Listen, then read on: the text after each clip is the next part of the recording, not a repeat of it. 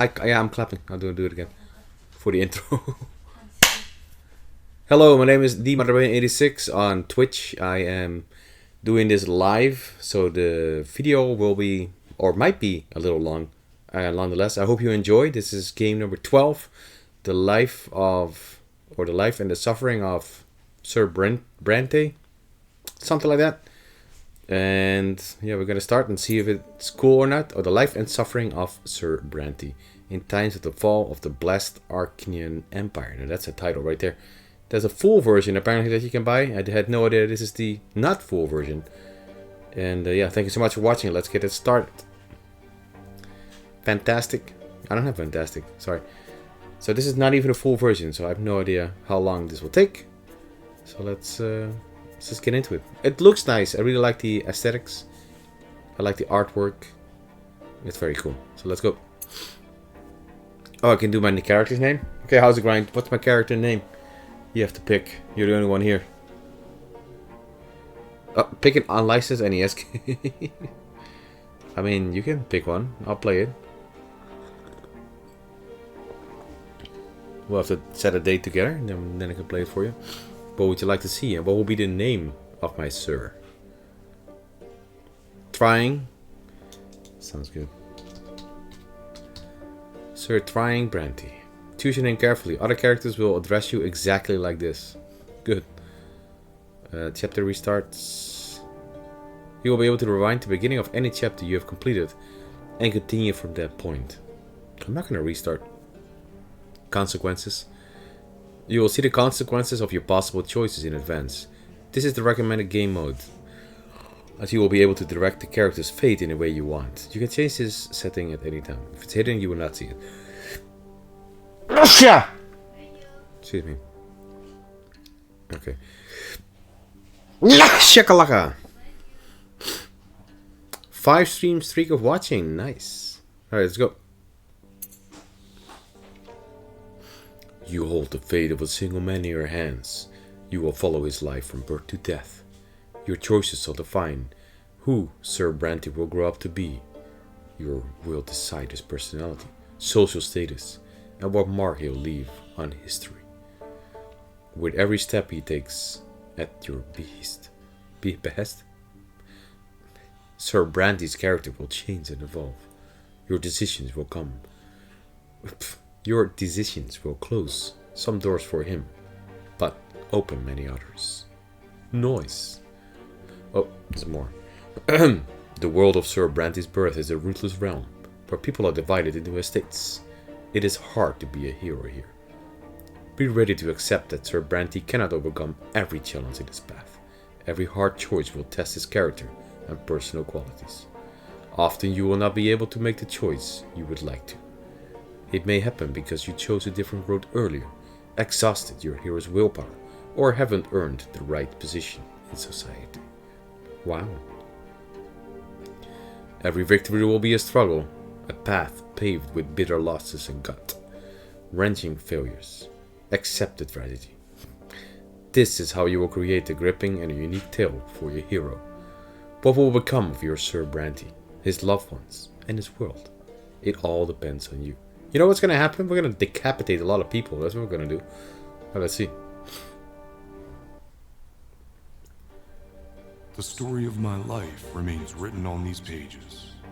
My fate has always been my own. Every deed, every choice, and every person I met made me what I am. Could I have really taken a different path? Found a different calling? Altered the very course of history? And what price would I have to pay?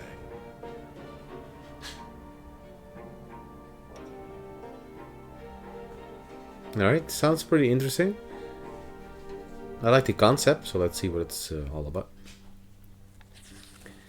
Chapter 1. There's a lot of reading. I'll just read it in my normal voice, because I just had a cold. It's a little uncomfortable to use that heavy one again all the time. Your fingers are stained with ink. Your breathing grows ragged. Your hands are shaking. Yet the world begins, appearing on the page before you one by one. clinging together to form a chronicle of your own life. Who are you? And how did you reach this end? I don't know. We just started. You were born, raised, and lived your entire life in blessed Arcanian Empire. In this land, a man's destiny is predetermined at the moment of his birth. Whether human or Arcanian, nobleman, priest, or low-born commoner, all bend to the divine will of the twin gods. And each life is not but a single cog in the universe's immeasurable machine. Wow, so deep. The memories come flooding back. Flooding back. They engulf you as a merciless wave, binding together days that are thrice dead and gone. The dreams of your childhood, your adolescence. Your youth spent in the capital, years of peace teeming with life, and a war drenched in blood. Ooh, high ranks in lowly deeds, upland places, secretive city backstreets, fields of battle, and faces, so many faces of the people you held dear, the people who walked this road by your side. Well, new drawing. Such was your life, now all exposed by ink erupting on the page. Onto the page. With your every step you sought to chance the world as you saw fit. Your choices, no, the choices of your upbringing, the path you carved in your youth, the fruits of your struggle, the consequences of your sacrifice, all of it led you here, to the end of your time. GG! Well, right, finished. It's 2 minutes. And every choice had a price. Now, years and years later, the crossroads of your life echo in your memory.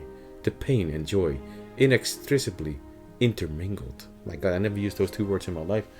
But there they are.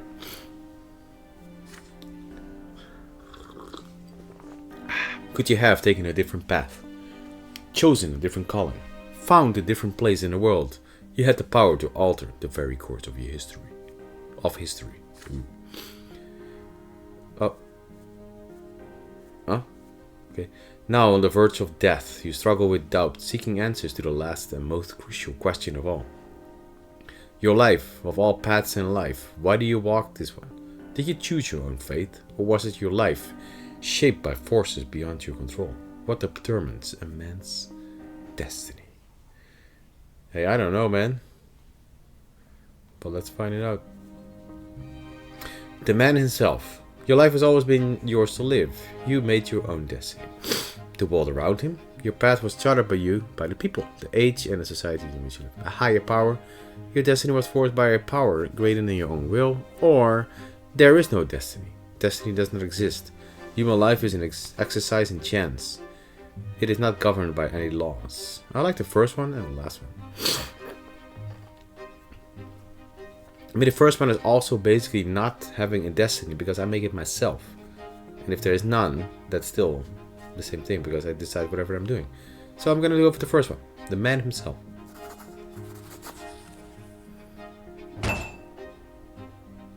So angry. You can hear Death's footstep drawing near. You square your shoulders and take a deep, full breath.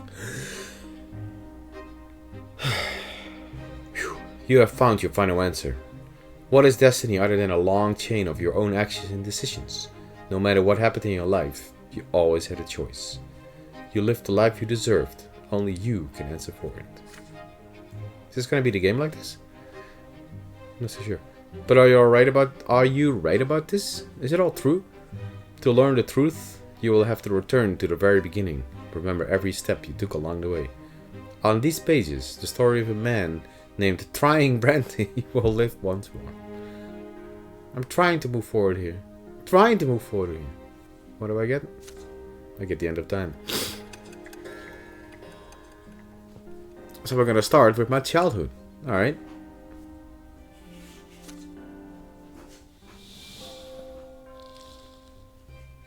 Here it is. It's me. What are all these things? I don't know. We'll find out. Alright, childhood. Finished. Childhood, where life begins. First words, first unsteady steps. You are but a small child learning about the world in which you were born. To you, everything is so new, so baffling, and so unforgiving. So much story. A long, trying life stretches before you. So many feats and faults, and so many faithful choices to come. Yet you have Yet you are already sowing the seeds of your future self. You are learning to live and survive in this world, looking for a place within it to call your own, choosing your future destiny. I get that. Who will you grow up to be? Well, let's see. More. Can you see the Pokemon? No. Can be helped. In chapters childhood, adolescence, I always forget, and youth, you will live through your hero's coming of age. You will shape the protagonist's personality, his qualities, and relationships. Alright.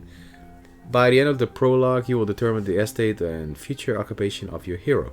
Only in adulthood will he start to influence the world around him, and even the ultimate fate of the Empire. Who will trying Brante grow up to be? It's your call. Hey, what's up, Arctic? How are you? I'm good. How are you? Good luck with whatever this game is. This is a, I think it is a storytelling RPG, pick your own adventure kind of thing. Remember those books where you pick like whatever adventure you want to go on, and it says like go to page 111 and continue from there. It's kind of like that, but then in a game form, I feel like. And you can basically have any result depending on whatever choice you make throughout the lifetime of whatever this person is all I know. I don't think there's much action. I think there's a lot of reading. And luckily, my voice today is very nice, so I can read like this. I'm good for the most part. Recently lost my job, but that happens. That's not good. Did you find anything new?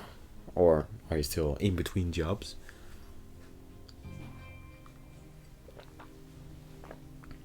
Alright. Continue. Chapter 1. Excuse me. I recently got a cold, that's why my voice is like this.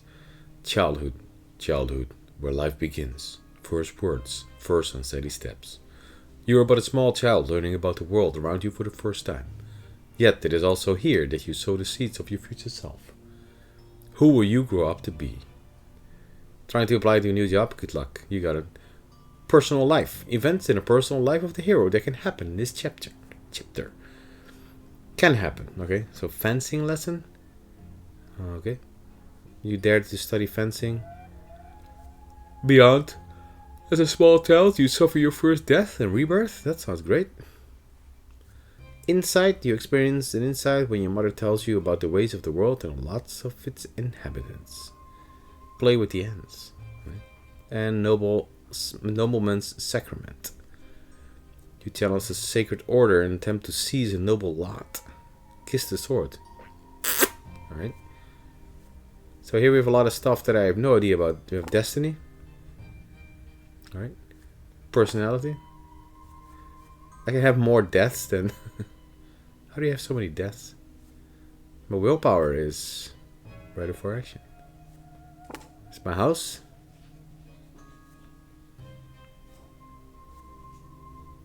Stefan Brante is my brother. And family.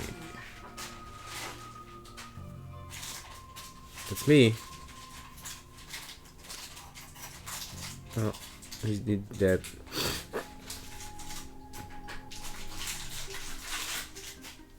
So I come from a different mother. I see. Interesting. My grandfather. A cruel and fierce defender of the ancient order. Whew. He is constantly preoccupied with arranging the future of his family line. Who they are? Settings, year, back to the scene. Alright.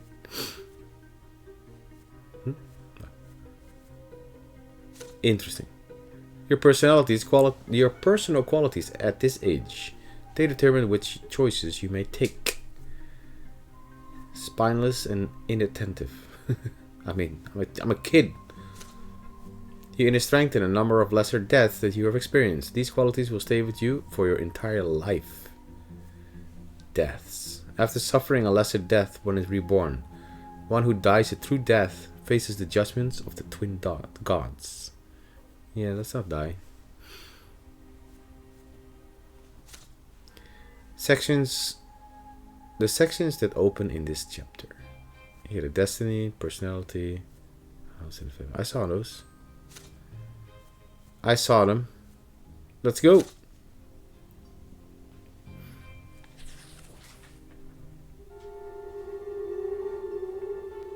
Birth. I flew. At first, there was nothing. No time. No sensation. Nothing but darkness and void. Great. But then a will breathed life into nothingness. Matter and spirit were set in motion. History began its march. It's a baby. It was your turn to enter this world. Hello. It's me trying. Your first memory, you are lying on your back, blinded by a bright white light. You are not alone. Above you tower the colossal figures of those who created you. You are part of them, and they are a part of you. Between you and them is an inexplicable connection, a strong umbilical link. They will always watch over you, guard you, and protect you. It hurts to breathe. You let out the pain in the form of a desperate scream. Your creators extend their arms or hands towards you. There are two of them. The ones who made your form from their own selves and brought you into this world. They are united, yet as they lean closer, you begin to see how different they are. You can already feel the differences within you, struggling against each other. That's fast, I'm just born. Hey. The first figure is soft and empathetic.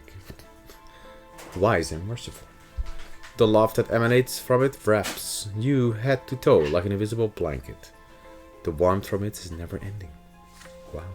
The second figure is strong and powerful, commanding and noble. It is harsh but fair, a beacon of guidance, a force of protection, a merciless punishment for every misdeed. That's my dad. Yet there is also a third figure. Really? Oh, the shadow here? I see. It is like a shadow barely seen behind him, yet already pulsing with an unbreakable will to live. It's my brother. It is the very will to live that is now growing even stronger within you. Nice. So what do? Oh, here. My first choice after 15 minutes? It's just like reading a book. A soft open palm, a strong closed fist, a lingering distant shadow. You struggle to loosen the swaddling clothes wrapped around you and extend a tiny hand into the world.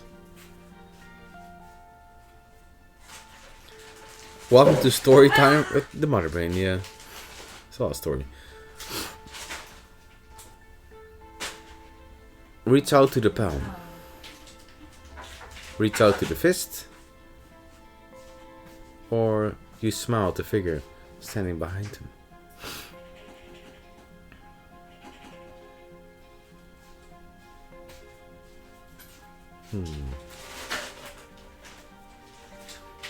And logically, I would reach out to the palm, so reach out to the palm.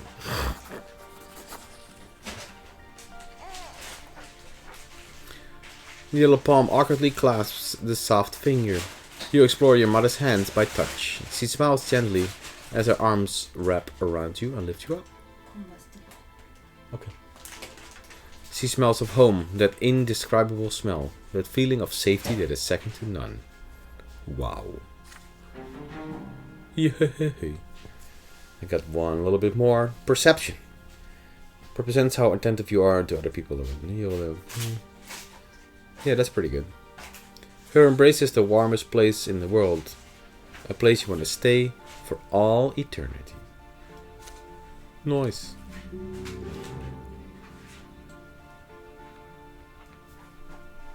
The year 1118. Your life in this world begins. How will you live it? By being alive. One year passed.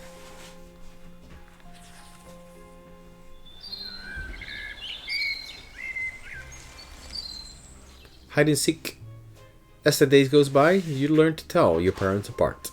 You recognize your father by his heavy breath and strong cold hands. He visits you rarely. Great. Hello there, little trying Brante. Mother's tender voice however, follows you day and night. Told my mother. Sorry. Oh, here he is. My, you grow so quickly, my child. There are 2 more children in the family named Stefan and Gloria.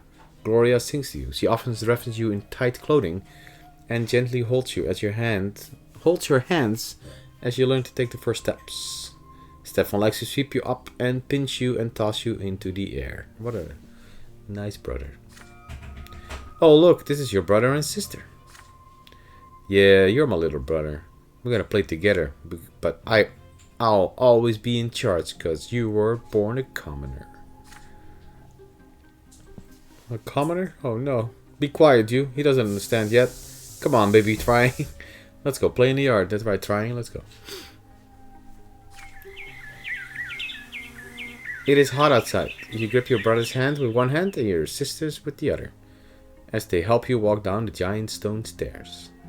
Then you sit on the ground and start exploring the sparse blades of grass with your fingers. It tickles. In the sky far above and away from you is a gigantic pillar. A perfect straight stick made of light. It is so bright, it hurts to look at. Why are you staring at the shiny pillar? It's not going anywhere, you know. Hey, I want to play hide and seek. He's just a little baby. How are we going to play? Then you hide him, and I'll try to find both of you. That's not a good idea. You have no idea what they are talking about, but you support them with happy cawing. Cawing? This is strange, but so exciting. Stefan and Gloria glance at each other. Then your brother walks to a big tree, closes his eyes, and starts shouting something. Gloria takes your hand and walks you through the yard. Your sister takes you behind some thick bushes by a tall wall. The light from that light stick on the horizon barely reaches here. You can't see home from this place. The ground is crawling with tiny black bugs. Yikes. Gloria sits down on the ground and puts a finger to her mouth for some reason. And then she's gone. Shh.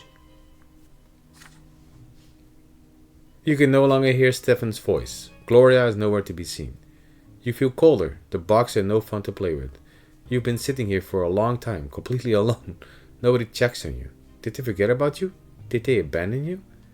Cry loudly. You start crying, hoping to be found. Finding your way home.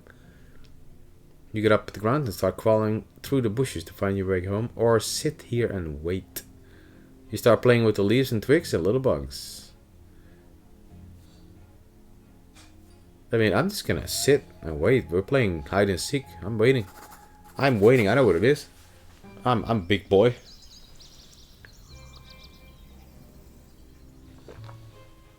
I'm waiting. The bush is covered with leaves swaying in the wind.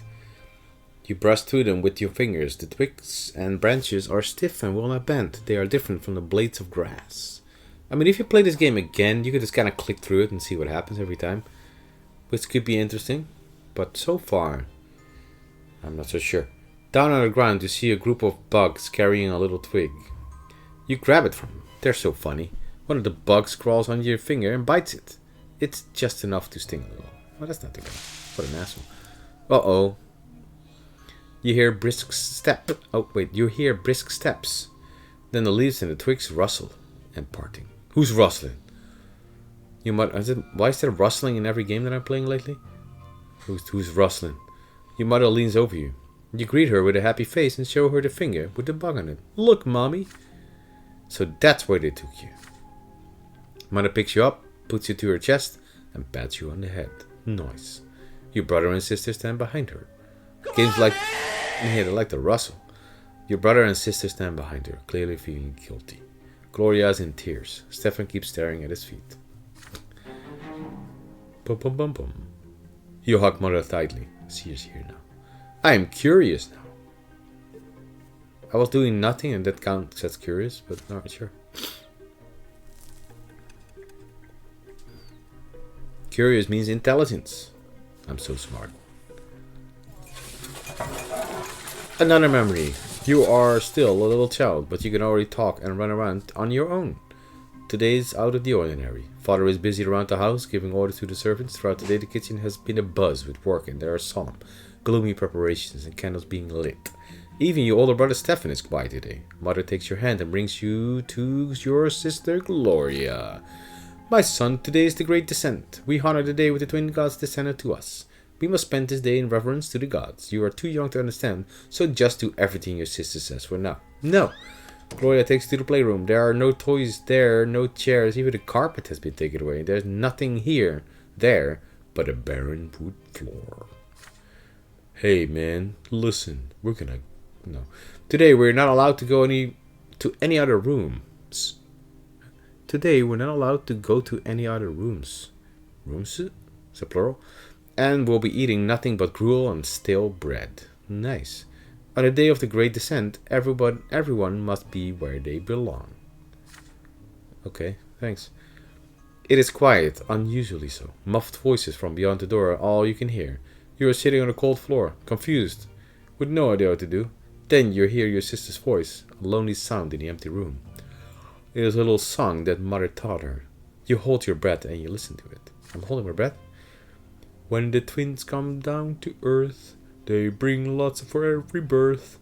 Let's count them 1, 2, 3. The twins made them for you and me. Pretty much, I'm pretty sure that's how it went. Oh, more. Nobles rule, bravely fight. They protect us with their might. Priests work hard to understand. Guide us by the twins' command. Do. Common people work and toil. Always patient, never spoiled. Live your life where you were born. To the day when you pass on. Ooh. Know your lot and know the prayer for the twins see everywhere. That's the song. That's pretty good. You are transfixed by the tune. Gloria notices your gaze and smiles. Smile creeps across her face. That was it's good, it's good jazz. You like the rhyme, don't you, Trying? Do you know what it's all about? Jazz? Look, there are 3 lots. They were brought to us by the twins when they descended to us from the shining pillar. Remember that pillar of light on the horizon? That's it!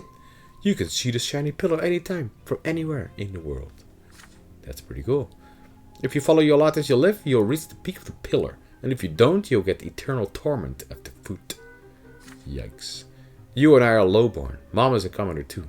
So a lot for you and me is to suffer and be patient and work hard. Understand? Nice. The priests and the nobles have other lots. The nobles fight and rule over everybody. The priests, well, I'm not really sure what they do, but I guess they talk to the twins and they then teach everybody. Can I pick something yet? No. What the hell is this? Gloria stares at you intently. Did you get it, silly? Then she shakes her head and keeps singing the song over and over again. That's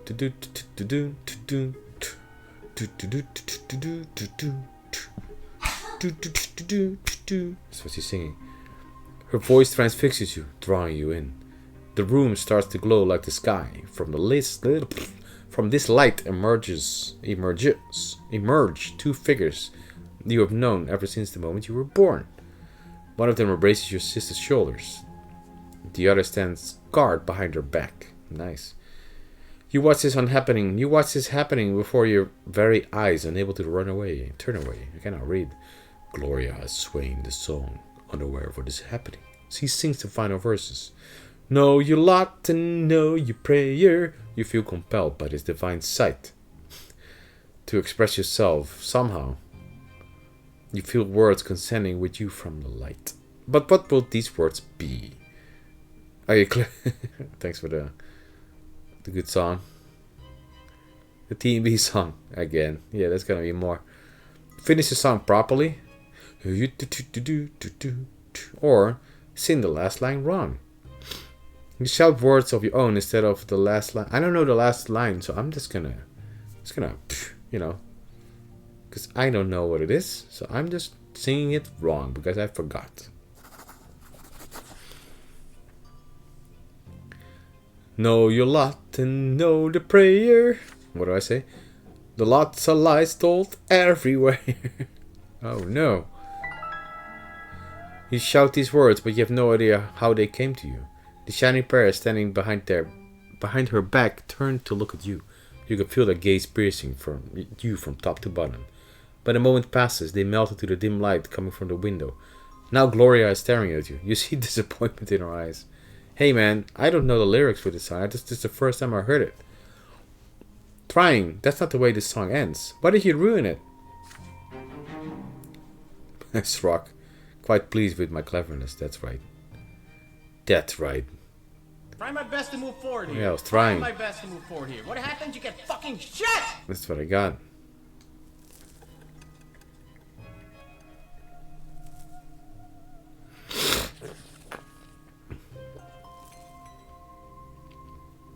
I already got. You are this little. You are starting to understand more and more what the adults say. Your family is an unusual one. Your father was a nobleman, but not by birth. His is a title earned through great service. But your mother was a low-born woman, a commoner. Because of this, you were born a commoner, but father says you may yet come unto nobility. Wow. You learn to read at an early age. Together with mother, you'll read and learn by heart the many poems about the divine twins, the twin gods, who reside upon the shining pillar. Mother calls these poems prayers. Again and again you try to discern the shapes of the gods in the strip of holy light that shines in the sky all day, all night. But the light is too blinding to gaze upon. The greatest joy of all is when the stairs are no longer an insurmountable obstacle. Now you can climb and even jump from step to step. Nice. Father urges you to be more careful and avoid climbing too high. But even though you keep falling, you will never stop being curious about the world around you. Your older brother Stephen now spends less and less time playing with Gloria and you. Playing with commoners is beneath the nobleman to be, he says. So Gloria calls him names and Stefan pulls her pigtails. There's a lot of reading. One fine evening, Father gave you all in the sitting room with an announcement. You will have another little brother or sister soon. Hey. Gloria asked him to bring home a little sister. Another brother would be too much. Stefan gets frustrated. There are too many little siblings getting in his way as it is. Soon you will be an older brother too, and it doesn't really matter who the youngest will be. A boy and a girl, you will love them the most. When Father comes back from his trips, he reads about adult books aloud for you. You find the stories of wars, generals, and rebellions quite enchanting, and Father approves of your fascination. Study hard, and maybe one day you'll become a noble of the mantle and earn your sword. But first you need to grow up. That helps. Growing up, the concept is as terrifying as it is alluring. I'm going to check my status of my family and all that. So we have here Destiny. How's my Destiny doing? I am born. Okay, my personality is... I'm not really determined yet, but I'm very curious. Alright. I've not died yet. That's nice. My house is at peace. Moderate means. And I kind of messed up some nobility, but that's okay. Not much changed. You keep staring at the carpet under your feet. You are both ashamed and proud. What happened? But it feels odd. A scratch on your hand stings a little. Stefan is standing next to you, sniffling from pain. What happened? Your brother was training in the yard with a wooden sword. You wanted to play with him, but he ended up getting angry and throwing the sword at you. Ow! The stick hit you in his shoulder. You picked it up and hit him with it. That's right. You see mother's shoes walking to and fro on the carpet. You do not want to look up. You would rather not see her angry. She is not as gentle to you these days. Oh. Why did you hurt Stefan trying? You stammer out an explanation. He hit you first. You just hit him back. That's right. How dare he pester me like that? When I grow up, I'm gonna hit you with a real sword. Mother shushes you both and speaks to you again. Her voice is stern, and yet you can still feel her concern for you. Even if Stefan hits you, you cannot hit him back. You are my son, and I was born a commoner. Our lot is to suffer. But your brother was not born from a noble father, or was born from a noble father and a noble mother. His sacrament is coming soon, and then he'll rule over the likes of us. No, I'm gonna kill him. If you hurt a noble, you must be punished. That is your lot. And the sooner you learn it, the better off our entire family will be. Yikes. That's kind of... Now Stefan looks at you in triumph.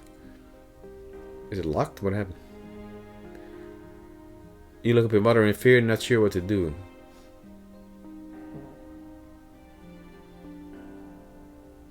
I mean, my willpower will go down. It is already 0.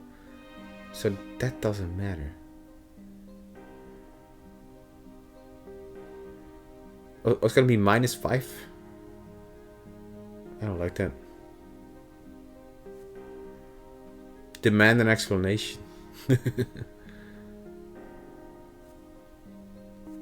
You accept your guilt and tell mother you are ready to be punished. I'm not gonna do that. You continue to insist that you are not guilty and will not be punished, no matter what. Hey, I demand an explanation.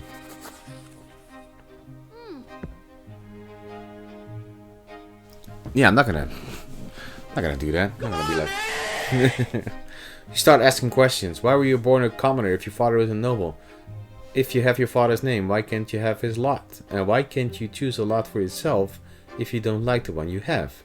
Mother is stumped by all the questions you are peppering with her with. Don't you dare ask me about that, trying. I'll violate my lot if I start explaining it all to you. I'm a commoner, not a priest. You get smacked? Jesus. Ouch, there's blood on my book now. You are flogged in front of your entire family. The pain burns on your skin again and again. Tears keep rolling down your cheeks. It feels like the punishment will never end. Thanks, woman. It hurts to walk when you're finally let go. You slowly climb the stairs and walk to your room. You see a book on your bed. The Teaching of Icetius, Volume 2. Alright. Thanks, woman. Your tears have dried now. You begin to read slowly, making your way through the difficult words. Every death of the body bringeth the soul ever closer to the twins, judgment. And when the body dieth or through death, the soul soareth to the shining pillar. Hey, let's go. The twin gods do judge every soul, and their judgment is stern and unforgiving. Yikes. He who followeth his lot in life from birth shall melt in bliss atop the peak of the shining pillar. Alright. The words confuse and elude you, instilling fear away. You will read this mysterious book again and again as you grow up. Hey, I want to be inquisitive. For now, I'm still curious.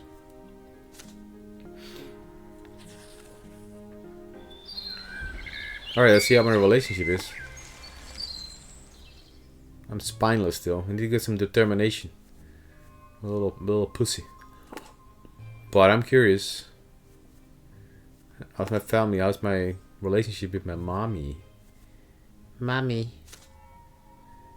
+2 sympathy. That's nice. What about you? Still the same?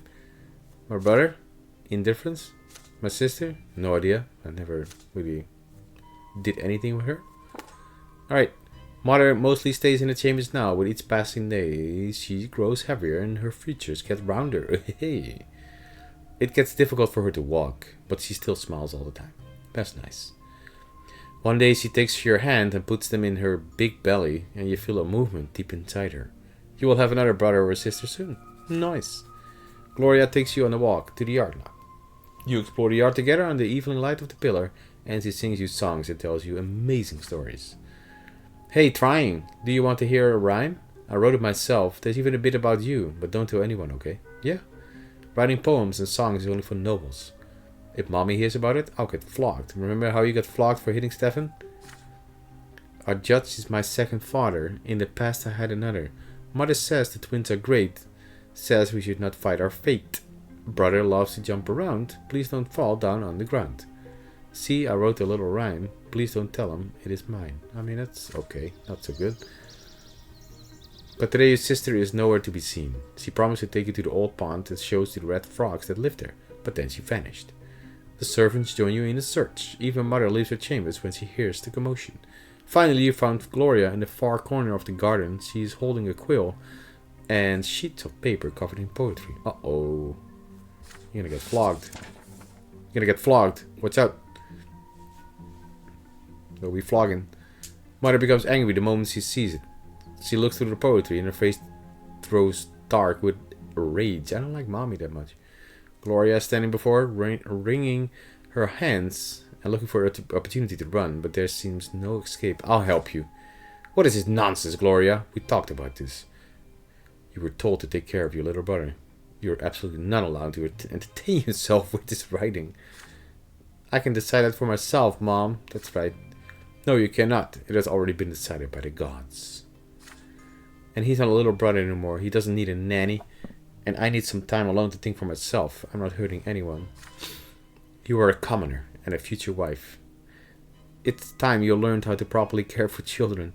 Had your disgraceful former father kept me in his house, you could have been born a noble. But that is not our fate. And you are absolutely forbidden from ever spoiling paper and wasting ink again. Yikes. Mother grabs firmly. Wait. Oh, this is locked? Oh, I need more determination. Oh, that's not cool.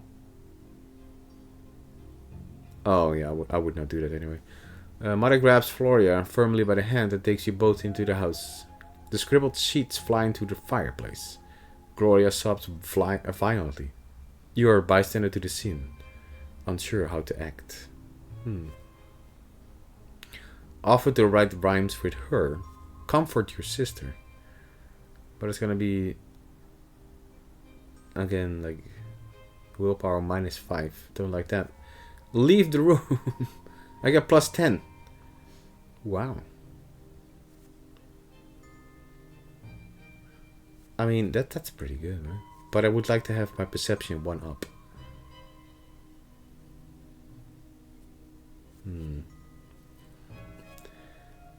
I'm just gonna offer that. I think that's nice.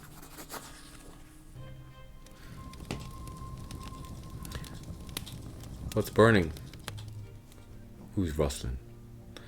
Mother leaves. The last of your sister's poetry burns away in the fireplace. Oh, she burned it.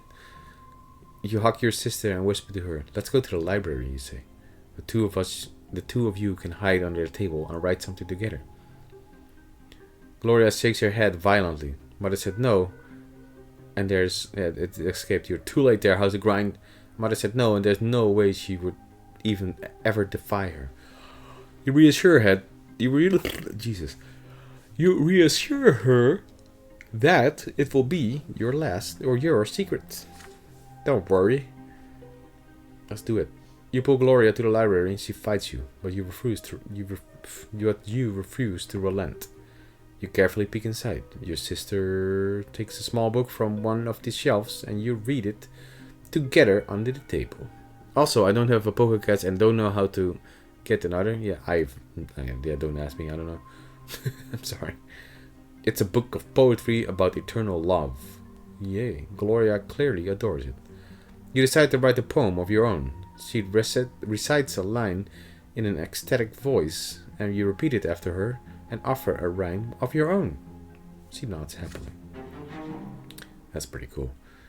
You do this until the day ends. You have written a poem of your own and learned it by heart, but not a single line of it has been committed to paper, which means that you stay true to your mother's rule.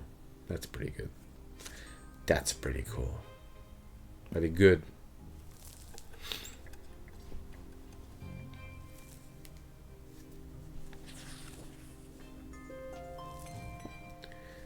Alright, it's the year 1122. Winter. The coming sacrament. Mother is in her armchair, knitting woolen jackets, pants, and socks for the little one. The baby will need to be kept warm, she said. Well, yeah, probably. Father says less time at home now. Mother says he's very busy with an important job. He's a judge, after all. He's a judge. One day you decide to ask Mother about Stefan and Gloria. How come they're brother and sister to you, but not siblings to each other? Well, I know.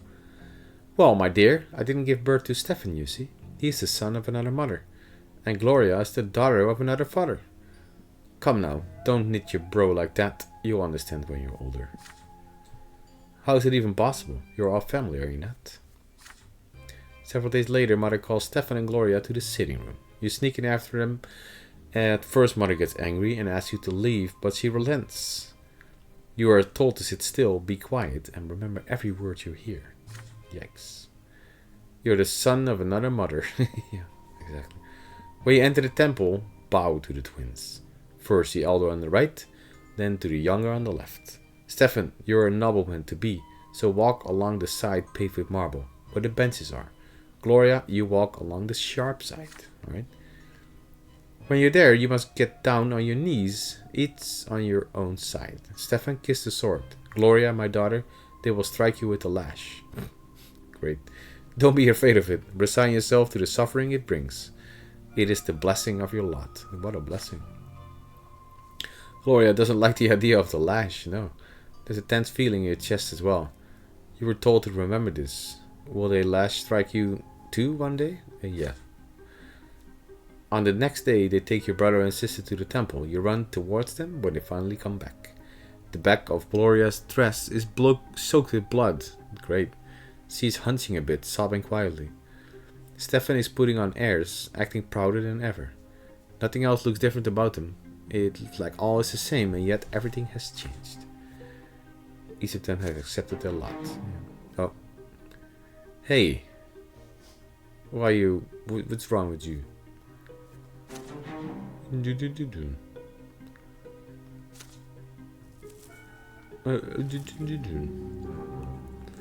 Your siblings Stefan and Gloria took their first sacrament at the temple. Oh, why is... What? Wait.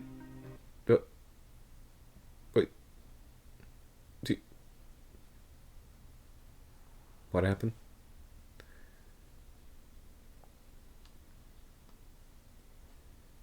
Okay. Am I still alive?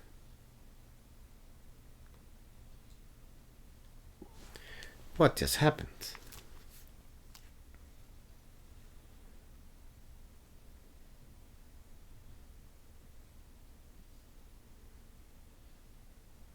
Okay, seems I'm still alive. Okay.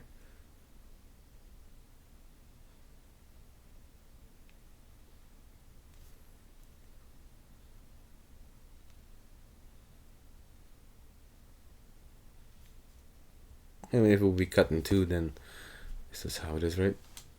Interesting. Dropped a bunch of frames.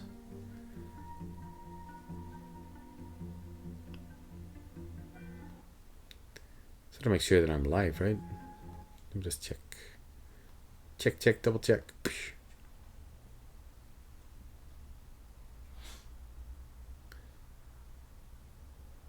Well, seems like I am. Okay, good. Good. Anyway, brothers and sisters sacrament. Oh yeah, you saw that. Alright, let's see. Oh. The newborns cry. You eye the little bundle in your, bless you, in your father's arm with curiosity. Behind the many layers of swaddling clothes is your new baby boy. Oh, it's another brother. Mother is glowing and smiling with joy. Stefan and Gloria are also here, all excited. He's gonna get whipped. Yay.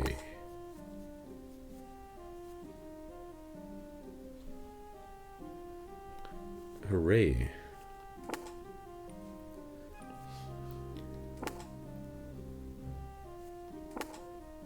Well, here he is. His name is Nathan. He looks old. Why? Right? Nathan. You promise yourself you're going to be the best big brother in the world. You will never hit him. Oh no. The two of you will play together and tease Stefan together and help Mother together and go on so many adventures together. It feels so strange to be the older brother. Just the other day you were the youngest in the family, but everything is different now. Your parents name your little brother Nathan, and Mother spends day and night by his side. And Nathan cries all the time, day and night. Mother barely gets any sleep. She is so worn out, she starts forgetting things. Like today, for instance, she forgot her knitting in an armchair in the sitting room. You better bring it back to her as soon as possible. You run to Mother's bathroom. You miss her smile so much. You walk in without saying hello and give her the knitting. But instead of gratitude, you get an ice-cold, exhausted stare. Nathan is also there, screaming all the time. Go away, you're bothering me. What happened to the page? It's ripped. She spits these words out through her teeth. You look at the bawling newborn. She can't even get a minute of respite. Enough already. When are you gonna stop? I just want some peace and quiet. Mother leaps across the room and starts shaking Nathan with malice in her eyes. Don't shake it. I can't hug Mommy. I want to hug Mommy, but I cannot hug Mommy.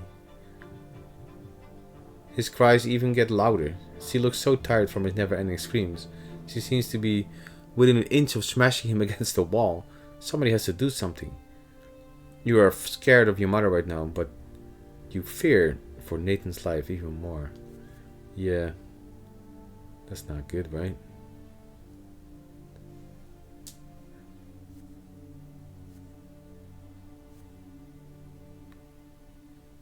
Yeah, let's do some determination. Let's redirect her anger to yourself. I don't want to snatch Nathan away. I can call father. But let's do this.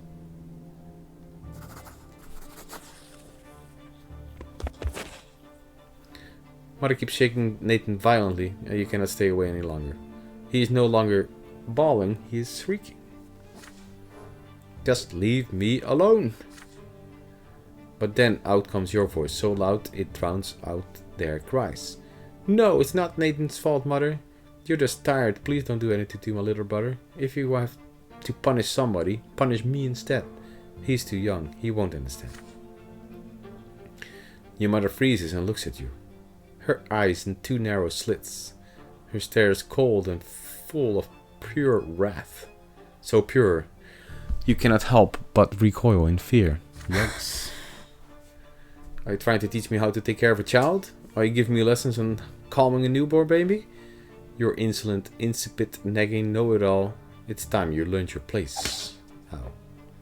Get smacked. She puts Nathan on the bed sheets, then moves towards you. You step back, but a closed door blocks your way. She slaps you across the face. Well, that's not too bad. Better than a whip. Your ears ring from the heavy blow, and your cheek burns from her wrath.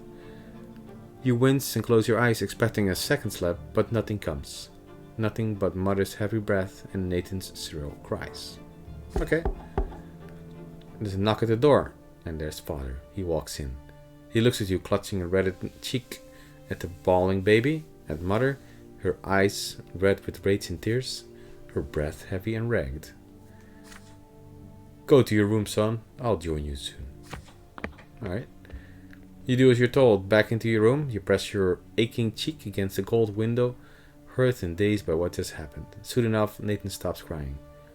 You hear Father's heavy footstep in the hallway. He comes into your room and sits on the bed next to you. Hello.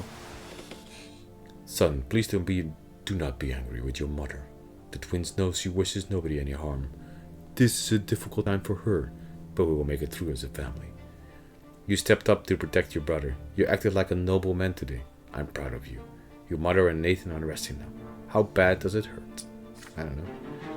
Nice. That's good. I'm active. Yeah. Good. You shake your head. Not bad. But your hand still aches to clutch the cheek.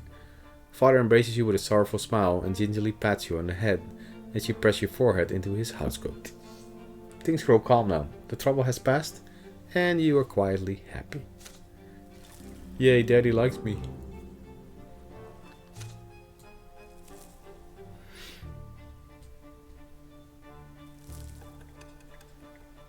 Alright. 5 years.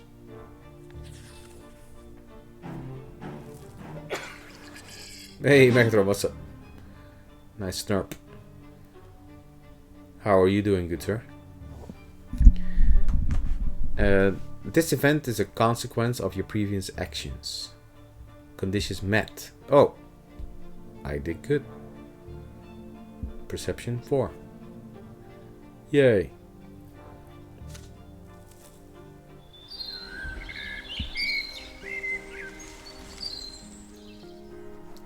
Yeah, how are you? You're young. What have you been playing lately on your NES? Challenge? Your younger brother Nathan is this game is a lot of reading, by the way. Like literally this is reading a book, and then sometimes you get one choice. And it takes about 5 minutes for the next choice. So sorry if it's a lot of me talking, but that's what it is. Your brother with failure many times. Your younger brother Nathan is growing. Okay. Your younger brother Nathan is growing. Mother spends more time with the rest of the family now. You help her and play with your brother and take care of him when she asks. You often go to Mother's room to sit at the foot of her bed after Nathan falls asleep. She reads you the sacred books and asks you about the things you learned that day. During these moments, you see the world through her eyes as well. That's great. Oh, I've never played that game. I have no idea what it's about. One day the door of your room opens and she brings in a large box covered with a piece of cloth. Ooh, it is rare for you to see her so overjoyed. She sets the box on the floor and removes the cloth. The box and the cloth is made of glass and has a wooden base. Inside you see a layer of earth shaped into carefully crafted passages. And there are passages full of hard-working ants. Nice, you got an ant box. Trying, this is my gift for you. An ant farm. Nice. It's a little world in a small box. We can watch them through the glass. Look, this is the queen ant. She is the reason all these little ants were born. That's pretty cool. Thanks, Mom. You sit by the box together. You hold your breath as you watch the ant colony at work. There turns out to be a method to the ants' chaotic movements. Every single one of them has a task to perform. That's right. Some of them have larger mandibles. They are protectors of the colony. They can draw blood from your finger. Why? Others walk around the colony, repairing the walls and clearing any debris from the passages. There's also workers who collect food you put into special tray, leaves, bits of meat, maggots, and bring it to the rest of the colony. Maggots? You take a worker ant and put it right next to the food. However, the insect has no interest in it. It starts circling around the tray aimlessly. Okay, Mother takes the stray ant and puts it back where it belongs. But you can do that, my son. The ants cannot do what they weren't born to do. Each of them was born for their own job. You shake your head slowly. If only the ants could do whatever you wanted them to do. This is your gift now, so they belong to you. Or maybe Mother's presence is the reason they won't obey you.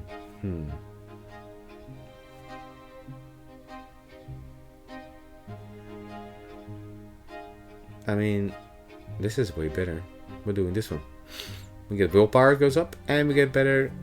Yeah, this is pretty bad.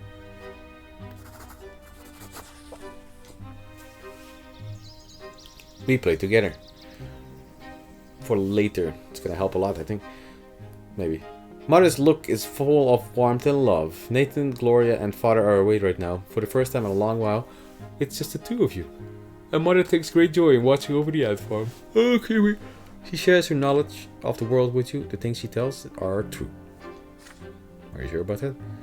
You move closer to her and suggest going outside and finding some bugs for the ants. She agrees to this happily and holds your hand as you leave the house. Nice. Soon you are busy catching bugs and sharing your thoughts on how the ants will feed the colony together. How the ants will feed the colony with them. From time to time you laugh together, making up stories about errant flies and caterpillars and overthrowing the ant kingdom. That's pretty cool. You got a good relationship with my mommy now. You got some sympathy. Yay. You or your mother hold hands as you return to your room. She can't help but smile. It is a faint smile, a child smile, a smile of full sunlight. You are so happy to have seen the world through her eyes today. That was a good choice. I made a good choice. Willpower is ready for action. Finally. Let's keep that up.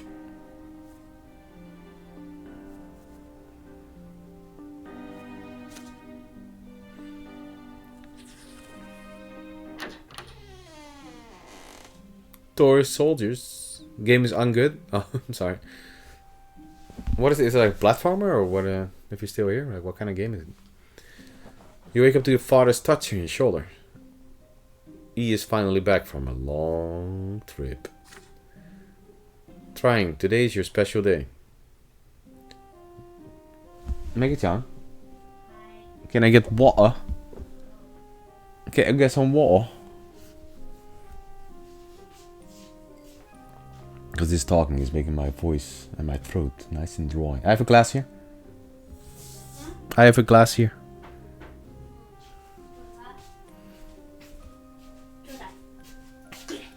Hui.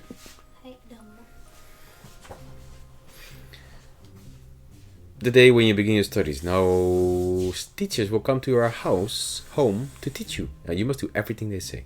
Be diligent in your studies, and you will grow closer to the nobleman's lot. Thank you. Cheers.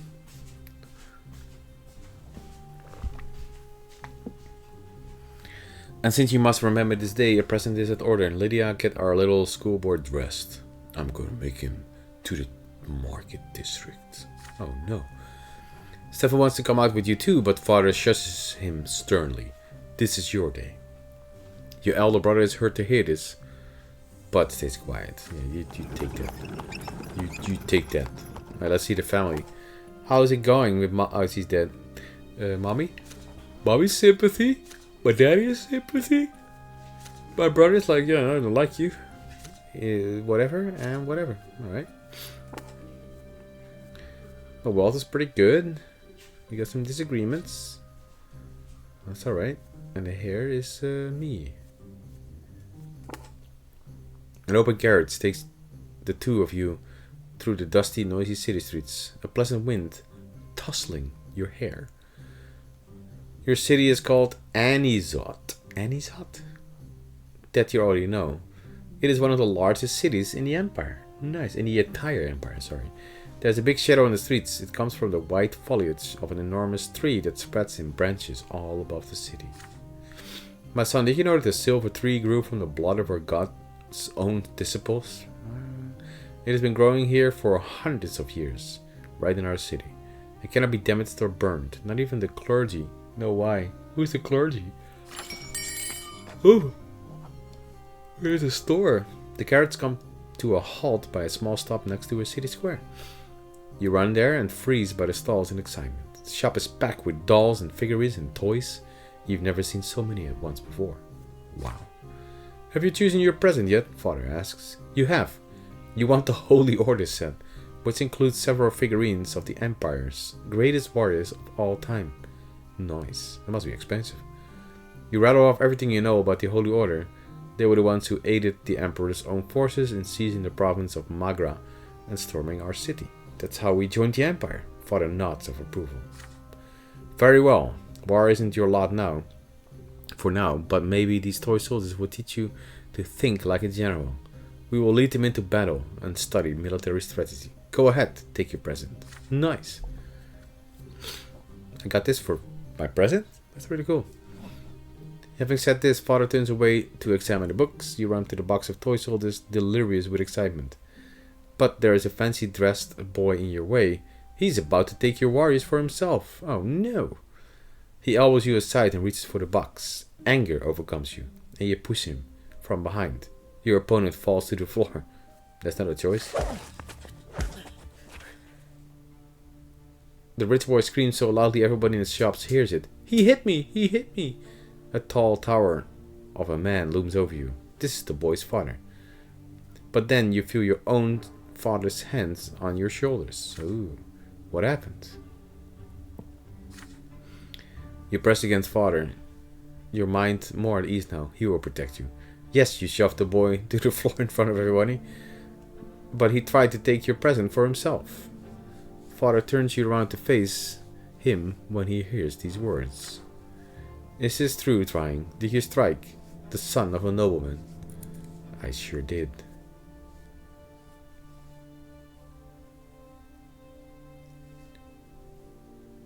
Tell him the truth. I sure did deny my guilt. It was an accident. I get a lot of willpower for that one. I tell the truth, my determination goes up. And if I admit my guilt, my willpower goes very, very much down. Don't like that.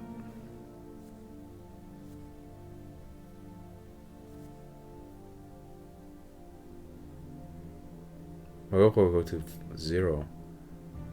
But then my relationships will go up.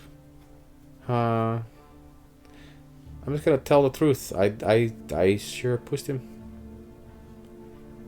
That's what I did.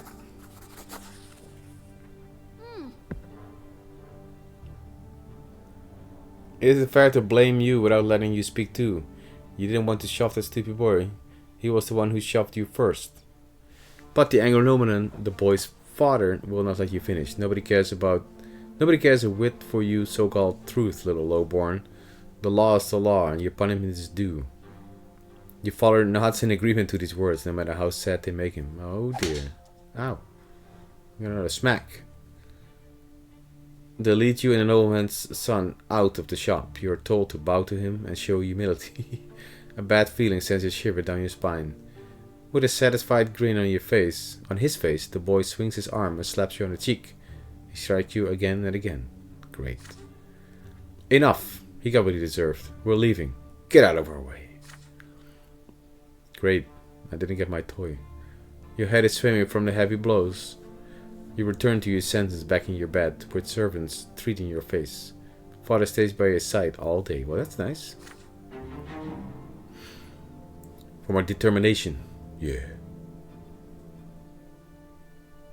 Your perseverance and strength of character, your ability to get your way, it affects your frame of mind and the skills you will have when you grow up. I think that's important. The morning after, you find a little box on your bed with the tin soldiers of the Holy Order inside. Ooh. Yay. You paid dearly for your stubbornness. Well, I got my gift. Works for me.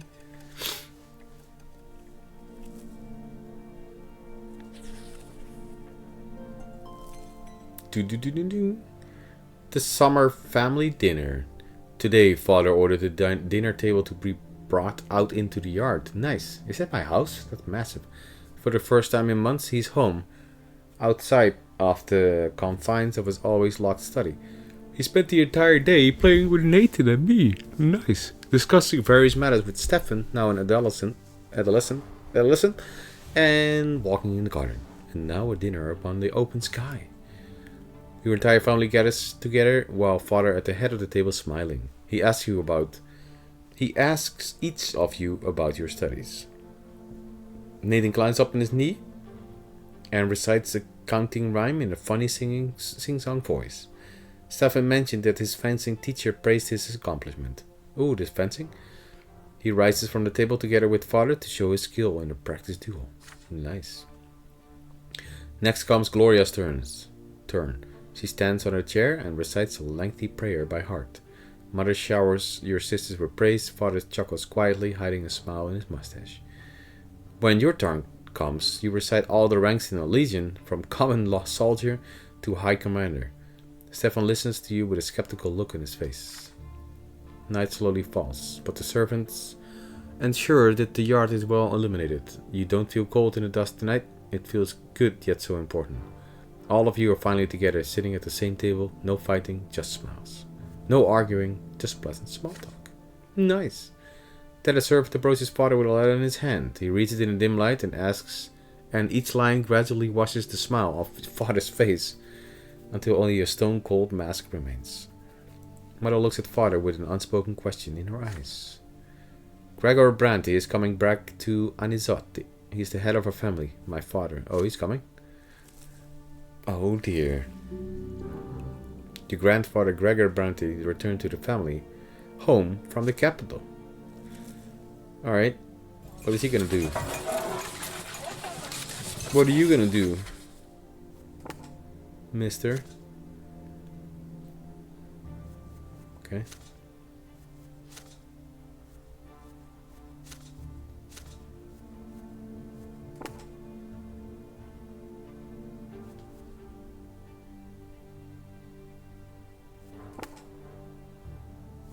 Okay, it's going good. I'm a child. Why is this the true death? Why is that? Why is that good? Okay. Ever since the news of grandfather's impending arrival, there has not been a single day when the house has not been cleaned or decorated. Your parents anxiously make sure everything is in order. They tell you to wash your face and hands, and after walks and scold you for leaving books on the floor. Don't do that. They tell Gloria she's been flogged if she's ever seen hiding in the attic. They make Stefan stay in his room. Even baby Nathan gets in trouble. Everyone is on edge. Then one day grandfather arrives. It is a grim day. So hot your neck is sticky with sweat. Father, mother, Stefan, Gloria, you, and Nathan. The entire Brante family stands on the porch in the front of the house. The house servants lined up behind you. The carriage arrives, and out steps a tall, gaunt old man with a heavy walking stick and a heavier gaze. You cringe instinctively. Good health to you, father. Children, greet your friend grandfather as you have been taught. Did we? How did we do it? Still trying to look for a real nobleman? Are you? You can't fool me, Robert. I was the first of the Brante family to be ennobled with the mantle, and I'm the only one who remembers how to bear this burden properly. Alright? I live honorably by my lot. Your marriage to that lowborn wench cut us off from ever being nobles of the sword. My progeny could have been born bearing noble blood. Yeah, sorry about that. Father, I beg you, this is not the place. Grandfather's eyes him with scorn and walks into the house, the entire family following close behind him. I've been away far too long. The house is a mess. This is an insult. How can you live in such pigsty, Robert? The servants have grown far too lazy. All thanks to your commoner of a wife. I warned you, didn't I not? Did I not? And yet you did as if you saw fit. And the children, what do they know of tradition or honor? They are being raised in a virtuous family, father. And now you're speaking like a lowborn who is content to live in humility. Twins willing, now that I'm here, this will not happen again. I'm taking your oldest son to the capital. I see you cannot provide Stefan with a proper education, so I will correct your mistake. Damn. Your brother's fate has been decided just like that. Father does not object. He orders the servants to prepare Stefan for the journey. Alright. Stefan freezes in place, glances at grandfather and father again and again. The latter puts a hand on his shoulder reassuringly. Grandfather's lips are a tight line, white with contempt. This guy is not so cool. So is there some gameplay along the way, or is it just a book reading adventure? I think it's just a book reading adventure, which is cool, but I would have liked like a little mini game or a little, something. I would imagine if I had to play this by myself, just as is, without a live stream or having to read it out loud, I would not be so much into it. You really have to read it out loud. Yeah, maybe some action, right? Yeah. But there is not much to it.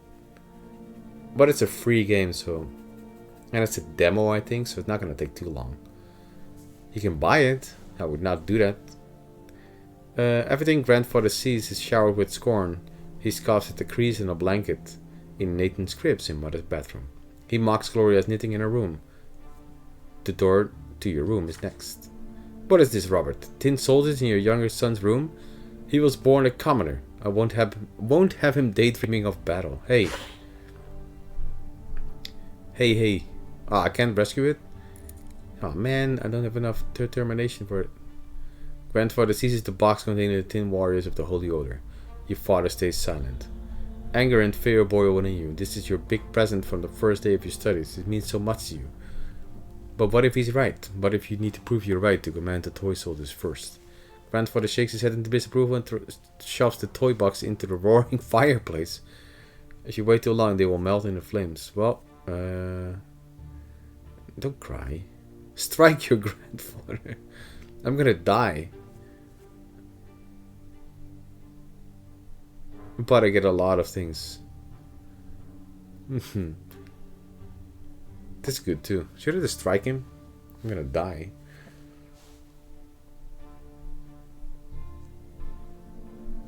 Watch them melt helplessly. My willpower and perception go up though. If I strike, I die. But I get determination, perception, and a death. Yay! We'll do that. We're doing that. We'll see what happens if I do that. The intrusion. That's right. Overwhelmed by helpless rage, you run to grandfather and kick him in the leg with all the strength you can muster. Yet he is immovable, I would imagine. The next thing you see is him leaning, towering over you, menacingly, Jesus, his heavy walking stick in hand. Low-born scum, how dare you raise a hand on me, to me? The blow hits home. Right? The handle of the walking stick is as heavy as a rock. You are dazed, robbed of both hearing and sight. Down comes another blow. A sharp pain splits your head. Then, darkness. Your hand twitches against your will, then again and again, like it is trying to catch a butterfly. And then you fall into the primordial void. The void takes away a part of you. One of the lives you were given to live. It will never return. There is pain and desperation, and a sense of loss. Nothing can be done now. Nice. My first death. There's more, apparently. You fall into a pain that embraces you like a soft feather bed. You feel light, free. There's no restraints, just a warm glow that envelops you in a secure embrace. Nice. The waves carry you. There's a soft... The touch is soft, they delicately enshroud that was once your body. It is a feeling unlike anything you've ever experienced before, something absolute and complete. You touch something greater, the reason behind everything, the reason for your very existence. You were sculpted from the light, you begin to spark, yada yada. Yeah, the shining pillar.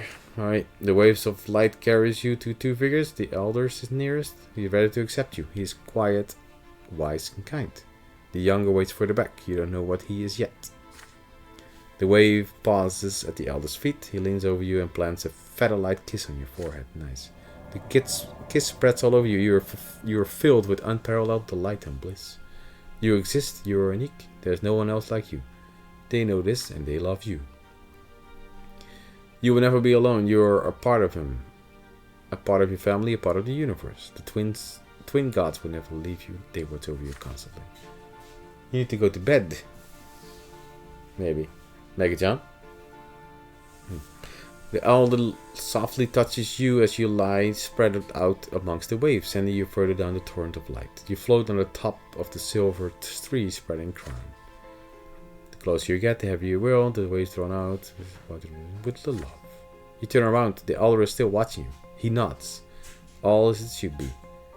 Go. Your time is yet to come.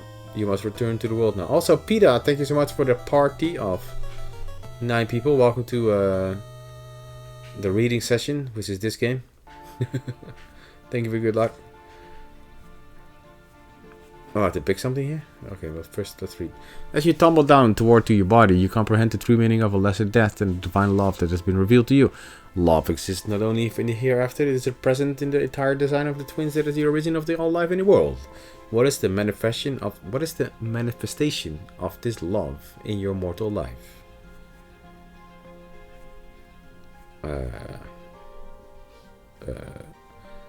What could be a stronger manifestation of love than your very own existence? Or maybe cause? My family? No, I don't think my family is the one. Lot? Trying my best to move forward here. Trying my best to move forward. Yeah, his name is What Trying. happened? You get fucking shit! The gods, and thank you so much for the raid. What were you playing actually, Peter? The gods give you a clear mission in this world, thus gifting you your very being. Oh, I see. An empire.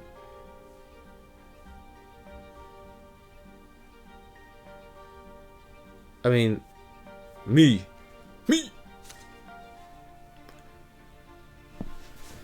A sudden comprehension of the love with which the entire world is imbued and illuminates in your life, your mind. But then it fades away and vanishes. Did a game over? You regain a sensation of your flesh. Oh, I'm back. Okay. Whew. It is heavy and unwieldy. It lacks that lightness. That light, it is a burden. It is smothering you. Practicing the old Master 15 number 2. Oh, okay. I don't know what games are in there. You gasp for air. Your chest expands painfully. You feel as though your lungs are about to burst. The stagnant odor of crypt fills them, revolting but so real. You are back. I'm alive. Oh, I'm here. Well, that's not helping.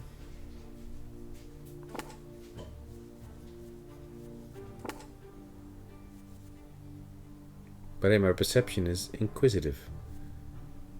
I'm resolute. And I'm ready for action. That's pretty good though. Tarnished or honor. Yeah, I mean, my grandfather is not really nice. You know, he's not a friendly man. You come back from the lying flat on a stone slab. Your parents are on the way to the crypt now. You hear the muffled voices. They are arguing, and against all rules, Mother will not agree with Father. Oh no. Why would Sir Gregor do this? He just took one of her child's lives. Occupation? Child. Yeah, it's a little... Yeah, it's a little drawl. Lydia, my father is our family's head. And the boy raised a hand to him. There was nothing we could do. And Father did admit that he was too hard on him, yet he killed him. Please do not anger Sir Gregor. You need to accept this. It will never happen. It will never happen to any of our children ever again.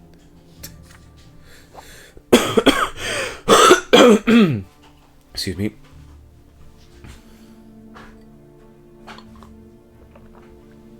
Yeah, it's like yeah, dry wit.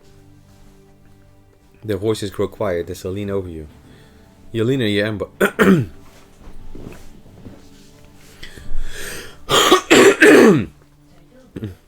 Yeah.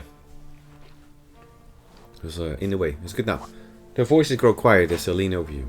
You lean on their elbows to try and get up from the stone. Mother gingerly wraps her cloak over your naked body as you shiver from the cold. I'm naked. My son, your first death. Yeah, your first death came far too soon. It's common to die a couple of times. I know it may be difficult to realize what happened, but know this, the twin gods are ever merciful. You are a child, and your time to leave for the hereafter has not yet to come. You will be returned here by the gods twice more, but do not tempt fate again, and never ever defy those who can easily take your life. Trying, you have angered your grandfather greatly. Do not stand in Sir Gregor's way ever again, and he will never hurt you again. For now, just stay away from him. No. Father stays a step away from you, not saying a word. When Mother finishes talking, he picks you up and carries you outside. Together, your parents take you from the family crypt.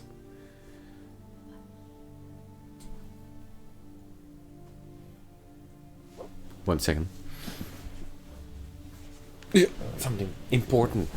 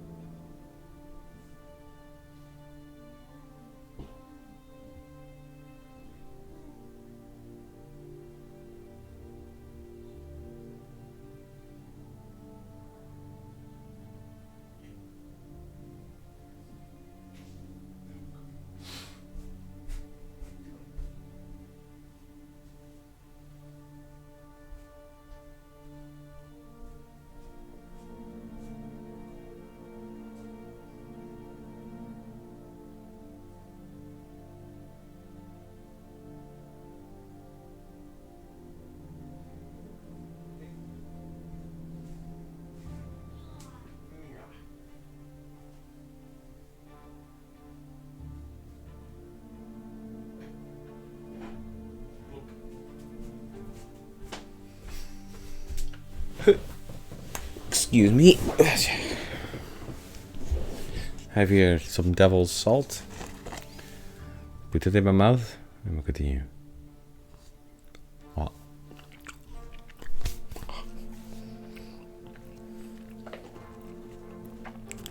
Yeah.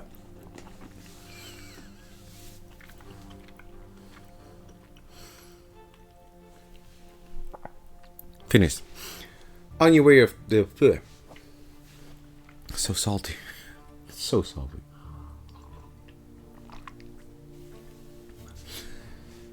On your way out of the crypt, you take a moment to touch your head. It is perfectly fine. There is no sign of the blow. Back home, grandfather is still walking through the house, examining the rooms. He's still doing that. You can see that Stefan and Gloria are disturbed by what just happened. Nathan starts crying when you see you. The playroom still reeks of burnt paint. Oh no. Distaste. He doesn't like me. Well, that's fine. There's something new about you. A pitch black stripe on your left arm. Why? It looks like a strange bit of dirt at first, but it will not wash off. It will be like that forever, Mother said. That is all she will say of it. Interesting. But hey, that's up. And I die once. But this is up. It's very good. And this is up. That's nice.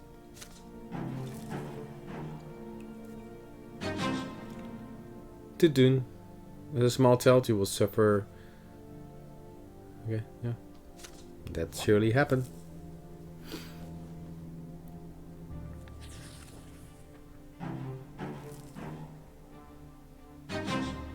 Ooh.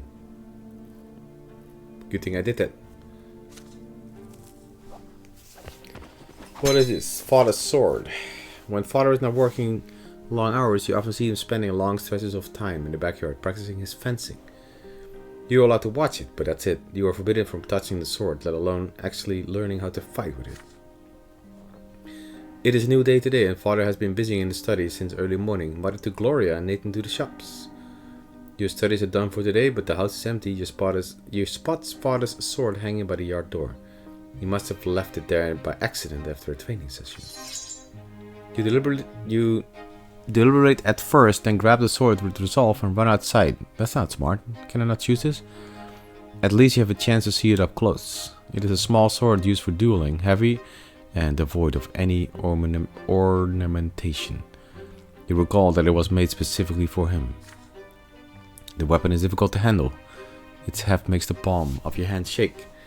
As you get used to it, you try your best to imitate father's feints. Your technique leaves much to be desired, but at least it's something. You imagine yourself fighting for the family's honor as the thin blade slices through the air. Whoosh. Oh, but you swing too far back and the blade nicks your shoulder and cuts through your shirt, staining the fabric crimson. Nice, good idea. The sword falls to the ground with a dull clang. You try to apply pressure to the wound to make it stop bleeding, but all you do is make it blood flow faster. Nice job. Trying, what are you doing here? Uh-oh. The familiar voice hurts you more than the cut of the sword. Father walks up to you briskly. His rocked arms rip off a length of cloth and bandage your shoulder. He squats by your side and pulls you into an awkward embrace. My son, what if you have taken the sword? You know you're not supposed to hold it. This is no toy. It is a weapon that can take lives. I know how you feel. I used to yearn for my father's dueling sword back when I was a lad. One day you might have the chance to earn the right to carry a weapon, but first you must have patience and study and become a noble. When that day comes, I will be proud to teach you myself. Nice. You rarely spend time with your father without someone else around. There's a paternal love in his voice, so much that even the cut in your shoulder barely hurts now. He will be glad to convince by what he says, but how can you forget your dream? How can you abandon it just to earn father's approval? Is it right for him to ask so much of you?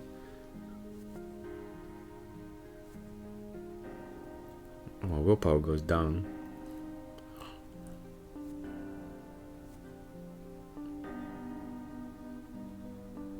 I mean, you get little... I mean, no. I'm gonna get a fencing lesson. I want to have a little. I will agree with father.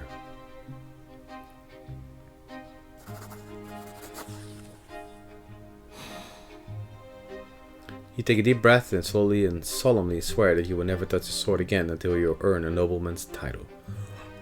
I think that's a better idea. The promise is a difficult one for you to make. No more secret fights with an imaginary blade. No more battles with sticks. If you give your sword, you must keep it. Father smiles at you warmly. Yeah, he's cool. It is one thing to make a promise and another thing to keep it, but I know you can do it, my son. You are on your way to becoming a man of your word. Let's go back inside now.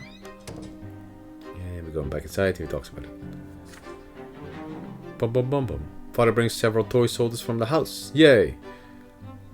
He used them to reenact the famous Battle of the Green River, and the floor of the study becomes a battlefield, and the books from a stable turns into riverside hills. You try your best to remember his every word. See, that was good. That was good. We're good. We're bros. We're bros.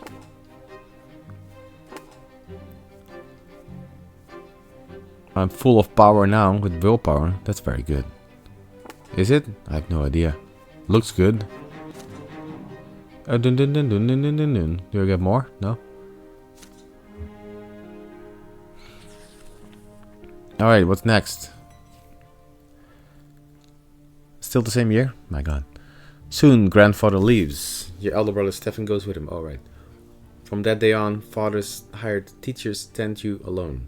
They bore you with monotonous lectures on writing, counting, and a way of life in the blessed Archean Empire. You often distract yourself from their instruction by playing with your younger brother Nathan. Yay! Your home grows quiet without your elder brother. Too quiet. Weeks later, your family receives a letter from Stefan. Grandfather has sent him to the boarding school for nobles, and he's now studying hard in preparation for his service as a nobleman. Cool. The rules here are way too strict. You can't even sneeze without the teacher's permission. But I've been studying with my peers. We're learning how to live as nobles in a noble society. We're also learning the art of swordplay. That's my favorite part. Good for you. With Stefan now at the boarding school, grandfather arrives once more. This time to live in your home. The only thing good is that he often has urgent business with Eterna, the capital of the empire, and has to travel there. One day you ask your mother where he lived before. In Eterna, she says. But now, his place is here. TMB is big into personal swordplay. I am. I love decapitating people in games. Wish I can do that here. I hope there's a choice of my grandfather decapitating him. Each time grandfather returns, he gives the servant new orders. Your home is now always busy with repairs. The servants are redecorating. That's right. The servants are redecorating grandfather's chambers, including his library and sitting room. Sometimes father tries to gently talk him out of his. Why subject the house to the contract reconstruction? His answer is always the same.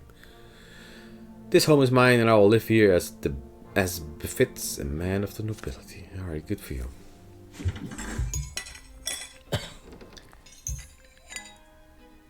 An illustrious guest. Some days grandfather stays home, and the days you try your best to stay out of his sight. But there's no way you can avoid family breakfast. The food is there, but you cannot bring yourself to eat. Mother's eyes are red and swollen. She's been crying all night again. Great. Grandfather sits at the head of the table where nobody used to sit before. Robert, it is time. Your youngest son underwent their sacraments. Sir Brante, please let them live free of the lot for a while longer. They are but... Shut your mouth. My god, this person is awful. Robert, that wife of yours is impertinent enough to interrupt me. If this happens again, she'll be eating her gruel with the servants in the kitchen where she belongs.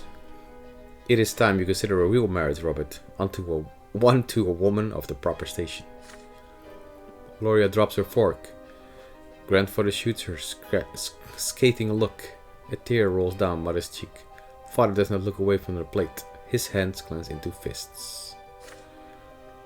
Baroness L. Lodar is one such woman. She is a comely widow and a fine match. She is suing for inheritance right now and could use proper support and a husband. You can keep your lowborn Lydia around if you like. Servant, mistress, I don't care. I will not do that, father. I am the head of this family, and the family standing took a severe blow after you married that commoner. It is unthinkable. How could you give up a memory of beautiful Amelia L. Bourne for this lowly woman and a bastard child of hers? But now you have the chance. Now you have a chance to set things right. Don't disappoint me. Father nods curtly, trying not to look into Mother's direction. Father, I wish to see Stefan. If I find your conduct in the Baroness's presence satisfactory enough, then you may see him. He's coming for a visit tomorrow. Be prepared. Oh dear. Grandfather wipes his mouth with his napkin, throws it into his plate, and leaves. Mother's lips move silently. Nobody says a word. Then Father stands up and orders you and the other children back to your rooms. He needs to speak to Mother in private. Father comes to your room before bedtime. He sits on the edge of the bed and adjusts the crease on the woolen blanket. He distances himself from you after Stefan's departure, so are you not used to such attention from him? In the candlelight you can see his face in the dark. There's a sour expression. My son, Baroness Emma L. Lodar will be visiting us tomorrow. Please be polite and treat her with respect. Nathan will do as you do. I want this dinner to be as immaculate as possible. Don't let me down. Alright, what's the choice? On the next day, Mother starts dressing you and Nathan for the coming dinner. You see red around her eyes. She's been crying, and for a long time. It hurts to look at her. Nathan starts whining quietly. You and Nathan are dressed in new doublets. Your tousled hair brushed into shape. Gloria is told to stay in her room. Father appears wearing his best suit. Mother is in a humble brown dress, looking pale. Grandfather has an uncharacteristically contented look about him. Great. You hear the sounds of wheels and hoofs against the cobbles in the yard. Then a pair of dainty heels come clacking. The antechamber is completely quiet and still. Fearing Grandfather's observant eye, the door opens. There she is. You see your guest, a beautiful dark-haired woman in a dress of elegant deep blue. Father takes the hand of Lady L. Lodar and kisses it, showering her in compliments, of course. Grandfather's face is beaming in her presence. No one even bothers to introduce Mother. Baroness, allow me to introduce you my Robert's son, Trying, and Nathan Brante. Trying my best to move forward here. Frankly, it's his eldest, Stefan, who deserves the most attention, but currently he is studying in Eterna with other young noblemen like himself. It is my hope that his younger sons will also make me proud one day. Grandfather's eyes, you with a probing look. How will you act in front of the Baroness? Will you accept her as your new mother? Your father's rightful wife?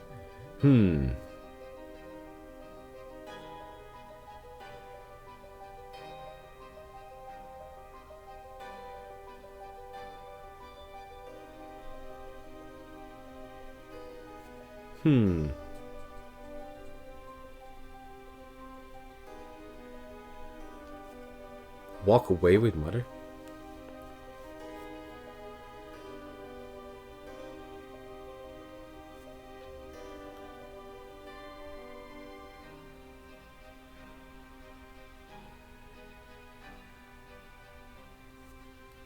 Maintain my composure? I mean, that's gonna be -5, which is fine.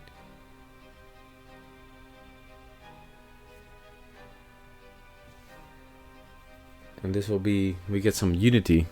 But Gregor is gonna hate me. Who's Gregor? Is that the, was that the, yeah, I mean, screw him anyway, so it's fine. He's gonna hate it.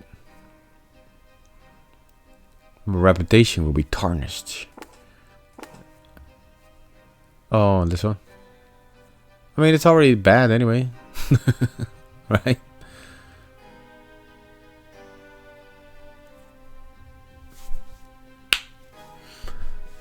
I can do that.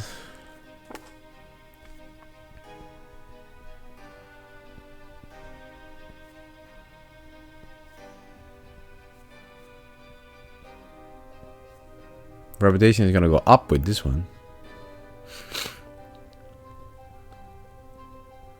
Well, the unity will go down. I'm just gonna go with this one. Oops. I'm cool.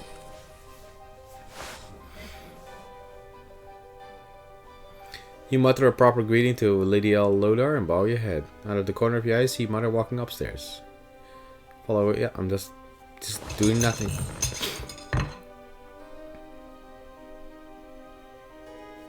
Okay. That's fine. The morning after, Father leaves for Eterna.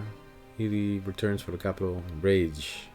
You overhear parents talking apparently about grandfather has already poisoned Stefan's mind against him. Sure.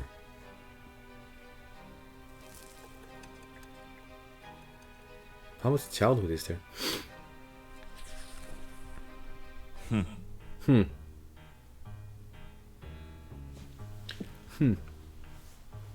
Father now checks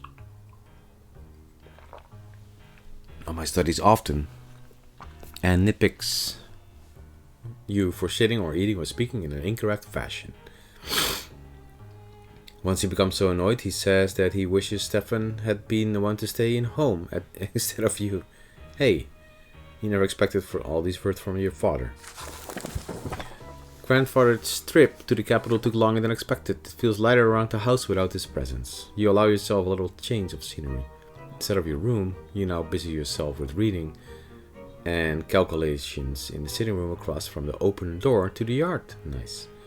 Gloria has joined you today. She has already helped you progress through several complex passages in the book. Right now she seems to be preoccupied with a strange tube. Aren't you hurt by the way grandfather treats you? You ask. Gloria shrugs. Grandfather always says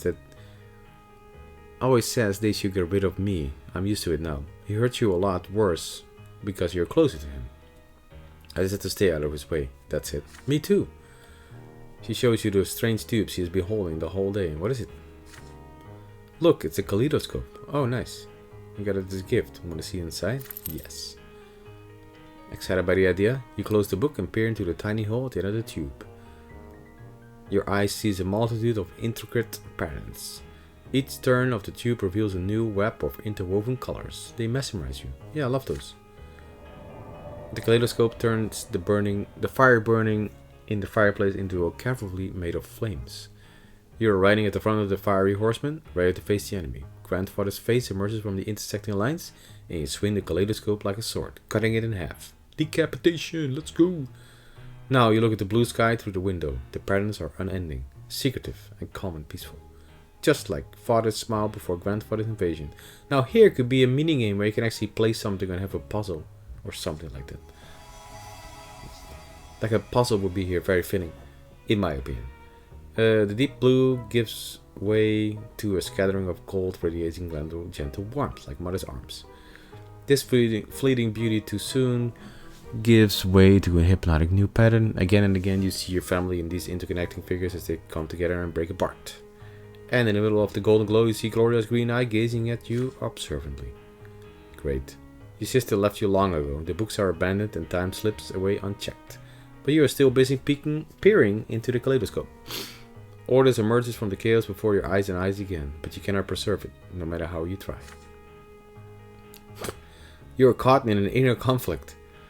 There is so much that can be done with this kaleidoscope. Should I take it apart, or ask Gloria how it works, or keep enjoying the patterns it shows you? But you still have lessons to do today. Keep looking, man. Take it apart. No, that's mean. Yeah, we're gonna do this. Let's go back to our studies. Come on, man. You put the kaleidoscope away and return to studying the book. There's so much you have to discuss with Gloria. You cannot help but wonder. What things did she see there? But first, my lessons. That's right. That's right. Good boy. When Father walks in, he sees you hard at work over the book. He chuckles in approval, then spots the kaleidoscope on the table next to you. He puts the toy to his eye, then freezes still for a moment. It takes him an effort to put it back down. See? Then he praises you for being diligent and leave. Yay. Yay, I did good. I saw a ballroom full of dancers. I watched it for an entire hour. My hands even got sore. Alright? So that's good. Now we have this at Resolute, which it already was, but it would be nice if I get it like higher. You spend a long time with your sister discussing the kaleidoscope figures and you feel a strong connection. That's great. That was good. Easy choice. Grandfather visits are no longer a cause for fear and panic in the house. He has become something you are used to, something nagging. Yet not ordinary, like a splinter or a stain on your trousers. Nice. The tension still remains, however. Sir Gregor's disdain for everyone in the house is so palpable, it almost stings for real. Your lessons with the tutor are done for today. You are walking down the stairs when you spot Gloria peeking into the sitting room through a slightly open door. You sneak up on your sister and tap her lightly on the shoulder. She is startled. Oh, it's you. Trying. Look, Sir Gregor is eating something. Okay. Grandfather is sitting on a sofa, flipping through a book with one hand and reaching for a glass bowl with another now and then. Inside the bowl you see candied fruit. Ooh, a sweet confectionery forbidden to the common estate, like all sweet things. Yet Grandfather's face shows no pleasure as he keeps consuming the high-born treats. He's a little too much. The clock strikes 3. Grandfather rises from his seat, puts away the bowl on the shelf, and leaves for the yard. He always takes a walk in the city at this time. Oh, we can get candy. Let's get some candy, baby. Hey, Arcanaut Attic, how are you, good sir? Long time no see. Hope you are good. Are you still in the streaming business? Still playing NES games? In the meantime, I'm gonna kill myself with some... This one. This is very salty. Ah.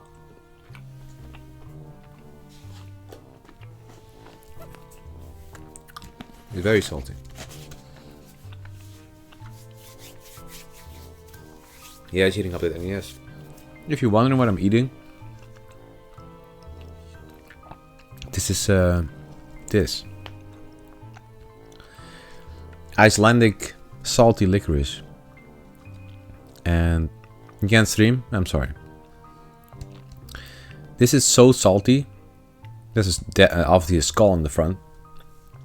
It literally hurts my face, but I kind of like it. But it's super salty licorice. You cannot find more salty than this one, I think. Look how much salt there's there. Look. My God. Yeah, that sucks. Hope it fixes it soon. Gloria nudges you with an elbow and looks at the candy bowl when you look at her. The first emotion you feel is fear, but next comes curiosity, and it's stronger. Stefan used to boost that candied fruit tastes incredible.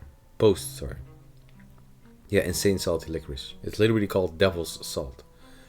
And now you have the perfect opportunity to try it. Hey. Oh, we're just eating it? Okay, no. Alright. You try candied fruit at first. The sugar starts to melt as soon as you put it in your tongue. It's so sweet. You've never eaten anything as good as this. You take the whole bowl off the shelf and give it to your sister. She takes the fruit and brings it to her mouth, carefully, like a rare treasure. Uh-oh. There's a thumping on the stairs, footsteps accompanied by the knocking of a walking stick. You have no idea why, but Grandfather is back. You quickly hide behind the sofa and pull Gloria after you, but she's frozen in place with the bowl in her hands. Oh dear.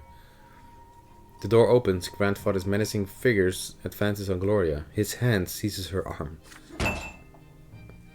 You squalid, ungrateful, lowborn child, how dare you bite the hand that feeds you? You and trollop of a mother would be sleeping in a ditch if it weren't for my spineless son. The sweet and pleasant things in life are for the noble estate, not for the likes of you. Did you forget your lot? Smacked. More like a fist. His hand swings and hits Gloria on the cheek. She falls to the floor right next to you where you are hidden. Your fingers glisten with the warm melted sugar that you brought here. Grandfather advances again, his walking stick ready, but then he sees you huddling behind the armchair. Hello. Please don't hurt him, Sir Brante. This is all my fault. He tried to stop me. You can always see her bruise. This is only the beginning of her punishment. Gloria was caught red-handed, unlike you. You can still avoid your punishment. I cannot do this one. Oh, I see. She's not grateful to me? Fucking bitch. Oh. We didn't do much together, right? I'm gonna die again.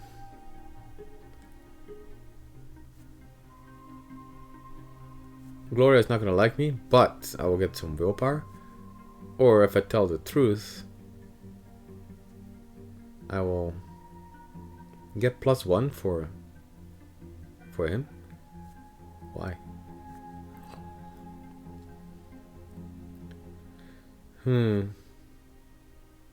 Lie. You stand up and start talking. Yes, Gloria was telling the truth. You were trying to stop her. Grandfather tilts his head as he keeps you transfixed by his inhospitality bitter gaze. Then why do you hide behind the arm cheek like a petty thief? It was Gloria. You tell him. She told you to hide. Gloria looks at you with pain and disappointment when you say this. I mean, Grandfather nods, satisfied by your answer. He tells you to stay and watch him punish Gloria. Let's watch. For the first time in your life, you see somebody else being punished. Her skin split apart by Grandfather's walking stick. Her clothes getting soaked in blood as she words in agony. Great. Night comes, but Gloria's sobbing keeps you awake. You go to her bedroom and try to calm her down, but a muffled go away is her only reaction. She lied to her grandfather for you, so why is she angry with you now? Yeah, what's your problem? Don't blame me. But we get this, and that's good.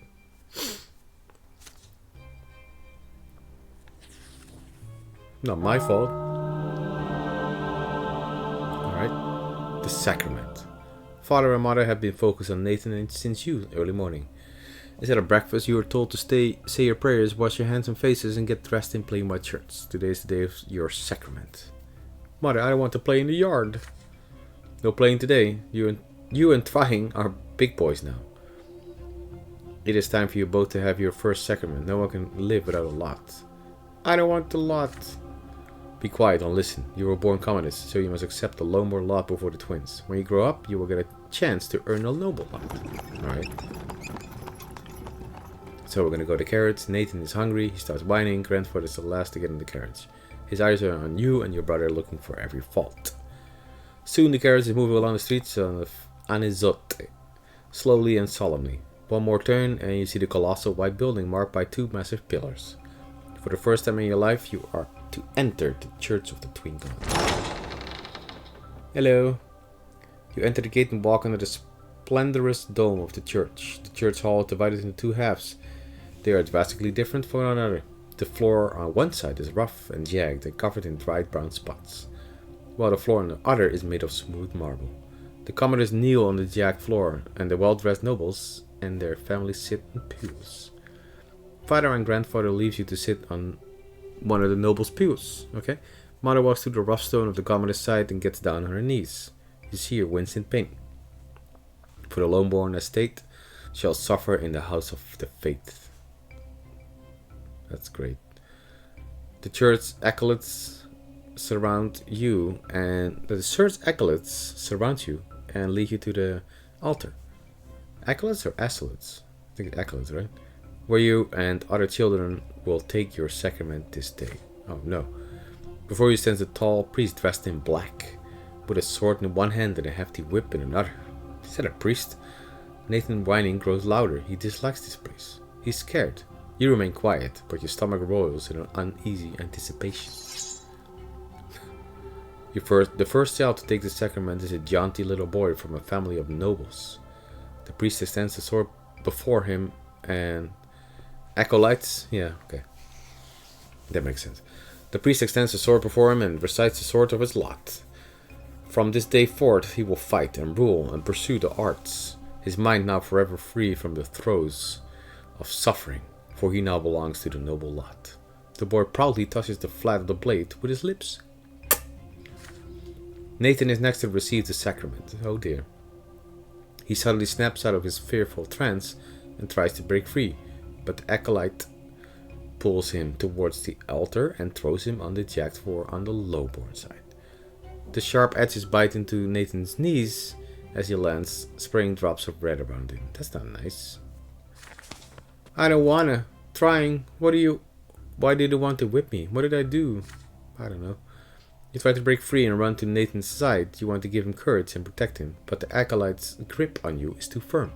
You feel utterly helpless. Your little brother has to face the world all by himself. The priest starts reciting the words of the lot as he swings the lash over Nathan's shoulders. From this day forth, Nathan, thou shalt endure and work and suffer. Thou shalt be ardent in thy labor and humble in obedience to thy rulers. And now cometh thy first true suffering, which thou must accept with gratitude. Yea. The lash cracks. It strikes his right shoulder. It strikes his left shoulder. The blows are so powerful that Nathan falls to the floor. The priest tells him to rise. He has received his lot. Thanks. Nathan gets on his feet and drags himself to Mother. His knees are torn and bloodied. His spirit is broken. It is your turn. Yay! You'll move your feet will not move. You can barely muster enough strength to walk to the altar. You get down on your knees. You get down on our knees and feel the sharp stones below. So sharp your clothing cannot protect you. Your skin begins to burn. The acolyte forces your head down and you feel the lash being drawn above you, ready to strike. Here we go. The priest's words are for you now. This is thy sacrament. Thou shalt work and endure and suffer. Thou art about to receive thy first true suffering by the sacred lash. Dost thou accept thy lot? Accept it? No. Raise your head. I get willpower. Catch the lash. You gonna catch it? Got him. Or kiss the sword.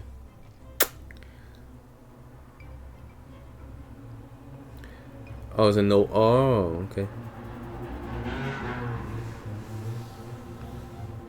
Then my willpower is gonna go -10. My perception is gonna go down. My determination is going up, but that's not good.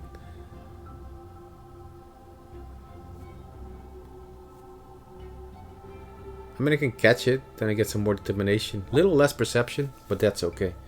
I'm gonna catch it. Got him. Nice try. The lash strikes, but your hand flies up and intercepts it before it can reach your shoulder. The leather whip leaves a deep cut on the palm of your hand. That's okay. Blood starts dripping down your arm, soaking your humble shirt with red. Yeah. The furious priest yanks the lash out of your hand. The acolytes grab you by the arms again. You will not be given a second chance to interrupt the sacrament. The lash cracks. It hits you on the right. You grit your teeth. Your back barely hurts at all. The real pain comes from the cut in your hand. And the lash strikes again, this time on my left shoulder. You rise and walk away from the altar, swaying. You see things with uprising clarity now. A timid hand touches yours. It is Nathan. His tearful face a mixture of confusion and anger.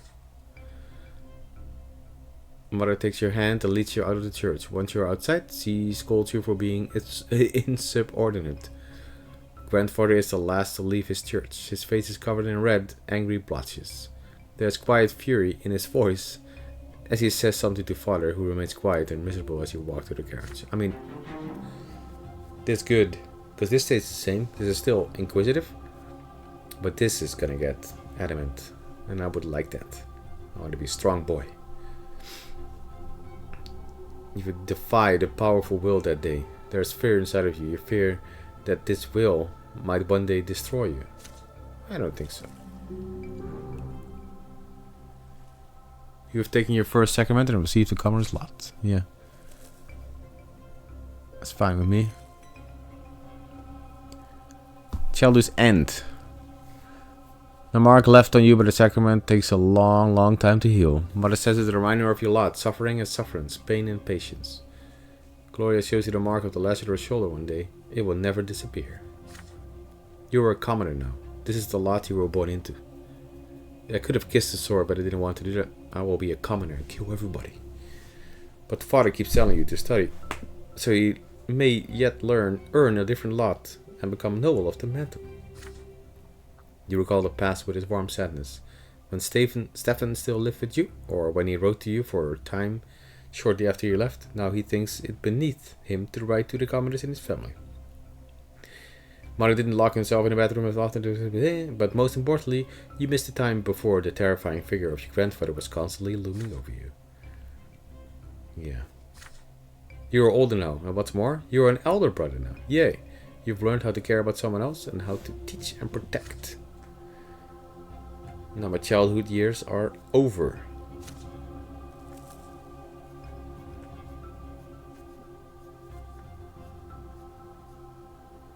I died. Okay.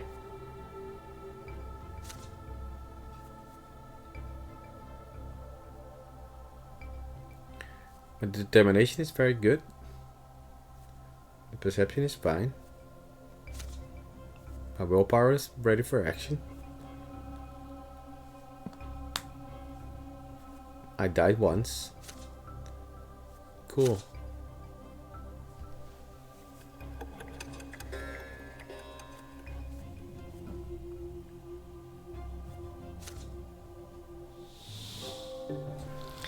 Here we go, the adolescence. Adolescence? I always forget how to say this. But that's okay. Oh, you have more things now. Great. You lived in this world for 8 years now. As you grow older, life grows more complex. The world of your childhood was limited to your house and family. But now the realm is expanding. It also includes your neighborhood. The nearby streets. The nearby houses, and the streets of the ancient city of Anizat. A question now looms over you, growing more pressing with each passing year. What will your place be in this vast outside world? Few people in the blessed Arcanian Empire trouble themselves with this question. It is not within a man or a woman's power to choose. Their destiny is predetermined by birth and those who bore them. I don't think so. And yet your peculiar birth has granted you a choice. Your father is a man of nobility, a worthy example of in manners of duty and honor. Your mother was a commoner of lowly estate, humility and patience made flesh. And your sky is ablaze day and night with the light of the shining pillar, the beacon of clergy. Clergy. Your back bears the mark of the lash. Will you accept the drudgery and suffering, the lot of the lowborn, as for your entire life, or will you follow in the footsteps of your father and your father's father and fight for the right to serve the empire as a noble of the mantle? Perhaps will you follow the twins' god world and offer spiritual guidance to others? The answer lies out there in that vast, terrifying world. What awaits you beyond the walls of your home?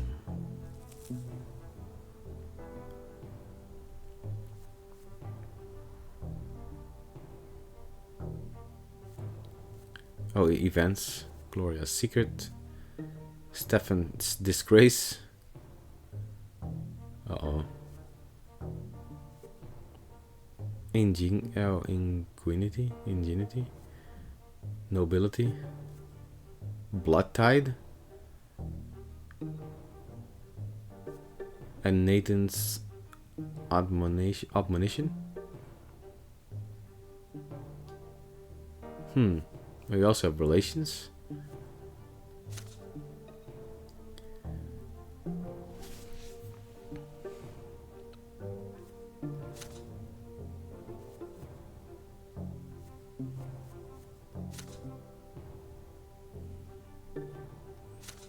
So okay, for now, you know what I'm gonna do? Because this is a demo. Okay. This is a demo. And this is probably gonna take longer. And it's kind of the same thing. It's just this. And now we have relations. I don't know who this is. A childhood friend apparently. Then we have more. And we have here the province. With some more. Yeah, so I'm just gonna say fantastic, very cool, but this is a demo. This is not a real game, and the demo ends after chapter 2 is what I know, and I'm kind of tired of it. And in this challenge, you know, if a game is really this boring or just not so exciting, I don't want to do storytelling anymore. And I cannot finish it either because it's a demo. So I'm good. Chapter 1 gave me enough idea of how the game could be. And I think it's unnecessary to have a chapter 2 in a demo that I will highly likely never finish. Because it's also a demo. And I don't want to purchase this game. So there it is.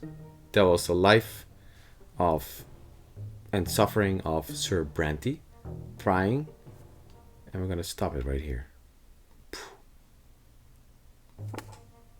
Now, do I think it's a good game? Maybe. Do I think it's a bad game? No. But you can see here, buy the full version. Yeah, no. I mean, maybe